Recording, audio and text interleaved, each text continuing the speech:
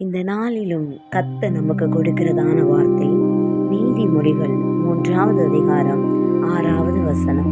உன் வழிகளில் எல்லாம் அவரை நினைத்துக்கொள், அப்பொழுது அவர் உன் பாதைகளை செவைப்படுத்துவார். ஹல்லேலூயா. ஆம், ஒரு வழியாய் பிரயாணம் பண்ணும் பொழுது அந்த பாதைகளிலே உயர்வான இடங்கள், தாழ்வான பகுதிகள், கரடு முரடான பகுதிகள், கோணலான பகுதிகள், இப்படி அநேக பாதைகளை நாம் பார்ப்போம். ஆனால் நாம் செல்ல வேண்டிய இடத்திற்கு சரியாய் செல்ல வேண்டும் என்று, எவ்வழியாய் நாம் செல்ல வேண்டும் என்பதை தெரிந்தெடுத்து போக வேண்டிய இடத்திற்கு நாம் செல்வோம். அதே போலதான் நம் வாழ்க்கையின் பிரயாணத்திலே இன்பம், துன்பம், உயர்வு, தாழ்வு, இப்படி அநேக காரியங்கள் மாறி மாறி வரலாம். இவைகள் எல்லாவற்றையும் சரி செய்ய வேண்டுமானால் நாம் கர்த்தரை மாத்திரமே நோக்கி பார்க்கும் பொழுது, கர்த்தரை நாம் நினைத்துக் கொள்ளும் பொழுது அவர் நம் பாதைகளை செவைப்படுத்துவார்.